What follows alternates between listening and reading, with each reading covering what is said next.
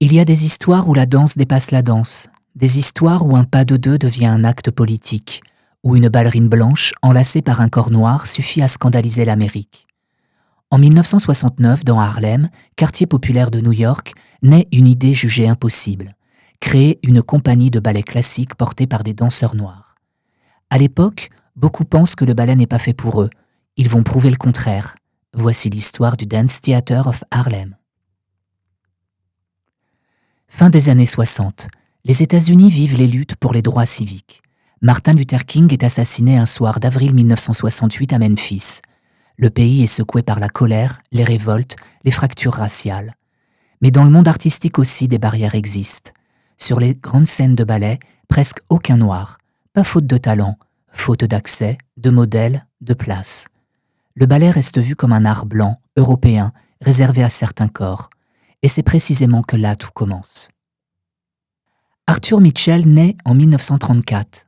Il étudie à la prestigieuse High School for the Performing Arts, puis entre à la School of American Ballet.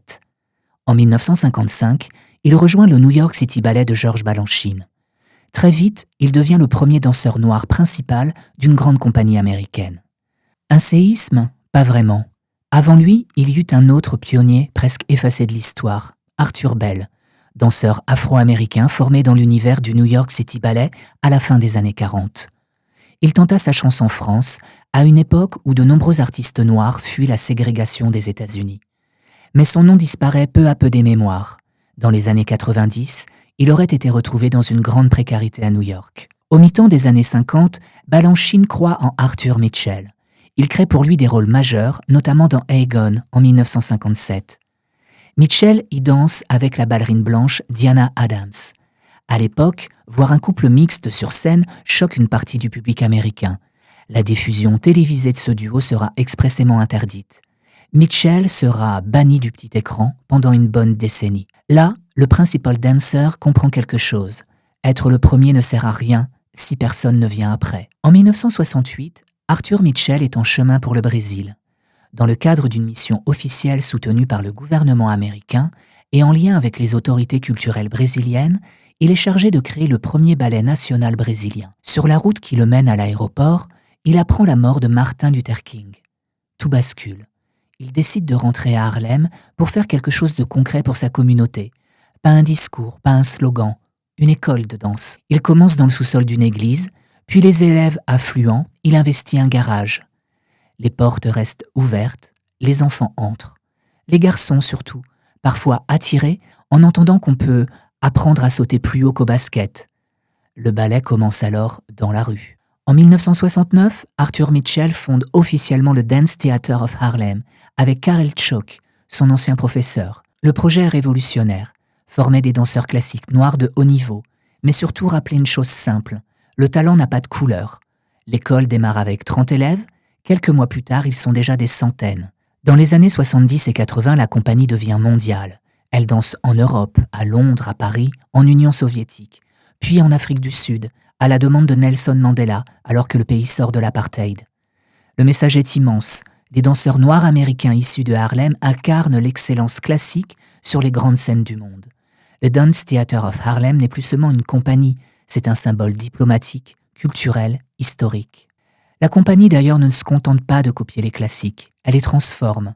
En 1984, elle crée Créole Giselle, le célèbre ballet romantique est déplacé en Louisiane ségrégationniste du XIXe siècle. Même tragédie, mais une autre histoire, une autre mémoire, un autre regard. Un autre succès également, Firebird de John Taras, inspiré de Stravinsky, avec des décors caribéens, ou encore Douglas, signé Geoffrey Holder. Le ballet classique rencontre les cultures noires, créoles, américaines, et soudain, tout paraît plus vivant. Le Dance Theater of Harlem développe une identité rare, technique classique pure, vitesse américaine, énergie jazz, soul, funk, modernité. Plus tard, la compagnie danse sur James Brown, Aretha Franklin, Stevie Wonder et encore même Radiohead. Elle refuse les cases, comme si elle disait « On peut aimer Balanchine et James Brown, le tutu et le groove. On peut même aimer William Forsythe, qui signera le pointu Blake Works For ». En 2004, choc. La compagnie ferme à cause de graves difficultés financières. Mais l'école survit. Et en 2012, renaissance. Virginia Johnson, ancienne étoile de la troupe, relance le Dance Theater of Harlem. Robert Garland prend la direction artistique. La mission reste intacte, former des artistes, créer des modèles, créer des possibles. Arthur Mitchell disait « Si tu ne vois pas de place pour toi, crée-la ». Le Dance Theater of Harlem n'a pas seulement ouvert une porte, il a changé l'image du ballet dans le monde entier. N'oublions pas pour autant les confrères et les consoeurs d'hier et d'aujourd'hui.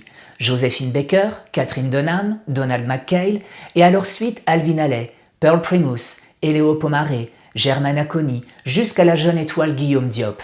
Car aujourd'hui encore, chaque saut, chaque pirouette, chaque rideau qui se lève rappelle une vérité simple. Le ballet n'a jamais appartenu à une couleur, il appartient à ceux qui osent monter sur scène.